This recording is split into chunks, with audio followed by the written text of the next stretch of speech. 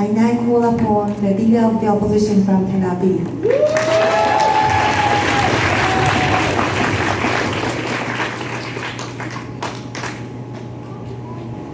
I was surprised to hear that the state should now decide what is true and what is not. It seems that proposition knows what they want to do about the environment, and they're not going to let the facts confuse them. Well, we're going to talk to you about exactly how we should invest our time and our money and our efforts, and what the questions that we need to ask are, and how this hurts our ability to make the right answers. We're going to talk to you about the dangers of bad and faulty data in our scientific community, and we'll talk about the relations between politics, policymaking, and science, and how they're doing creates a lot of damage. But before that, we heard a lot about, look, we need to combat all the corporate influence, a lot of bodies that have interests. Yes, this is how we work in policy making. There are lots of influences. There are government organizations, there are other organizations. The way to do that is not to lie to everyone. If you want to have a real debate, you need to have the real data and all of the people's opinions on it, so you can get the best conclusion possible. Then he said, well, people don't know what they want. They want things like economy and stuff like that. And we say, well, there are lots of things that people can want. If we let them know how important things really are, what the consequences really are, then they will be able to make the decision of what they want.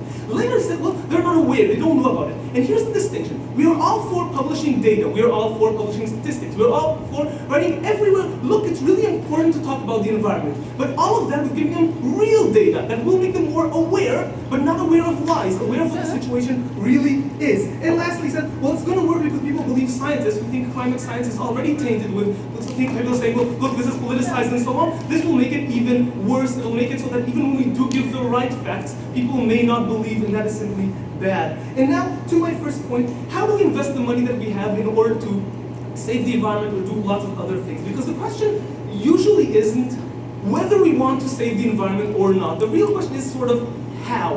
What do we do about the fact that the world is getting warmer? And there are generally like two different things to do. We can either try to prevent it, right? If it's really man-made and we can do lots of things about it, then we'll cut emissions, which costs us a lot of money, and we'll make the world a better place. But if we can't, then we want to start dealing with the damages, right? We want to build dams, we want to build warning systems that allow people to get away. We want to build safer buildings which won't collapse. We want to have emergency resources so that we know what to do. And the question of which of these we want to do is the question that will save untold lives. And in order to make the right decision, we need to know how much of it exists, how fast this is happening, how much of it is man-made, and we need the real facts. If we think that it is man-made when it is not, then we may try to prevent it, fail, and what will happen is that people will die because of it. If we do not know the real facts, we may make the wrong decision. I'll take closing.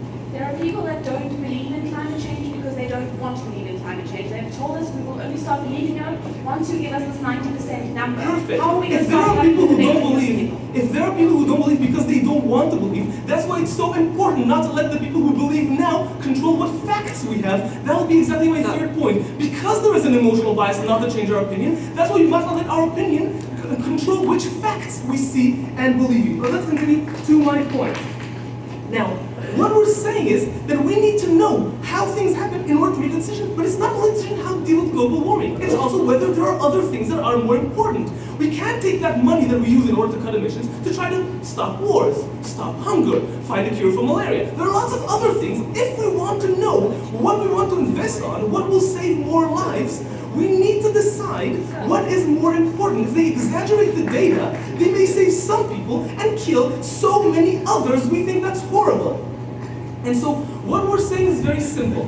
If you want to make the best decision, obviously it's good to save people from global warming. If you want to make the best decision, to save the most people, you need to have the real data. But more than that, what are the dangers of faulty data? Because science is mostly considered fact. What we have in the textbooks, what we have in the articles, we consider it to be truthful.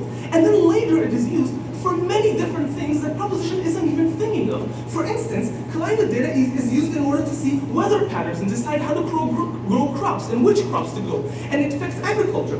If we now decide whether to move to drought-resistant crops or not, okay, those crops grow actually less food and may feed less people, but will be more tolerant to global warming. That is a question that will save lives. And if they exaggerate the effects, we may actually kill people because we use crops that are not fitted to the environment that will be 10 or 50 years from now. If we design navigation routes at sea, which these things are used for, if we want to decide when and where to protect the environment and to intervene in the affairs of animals and plants, these things may have harmful effects, but we need to know whether they're necessary in different areas. And you know what? There may be even more unexpected things. We don't know. What we do know is that we're writing things as facts that are not true, and we have no idea what consequences they may have later on the effects on the things that we will decide and we will do. So this will lead to bad decisions, not only in global warming and the things we see today. These will lead to bad decisions in areas that we can't even tell how bad they will be. Some of them we can, like the crops, and other ones we simply have no idea.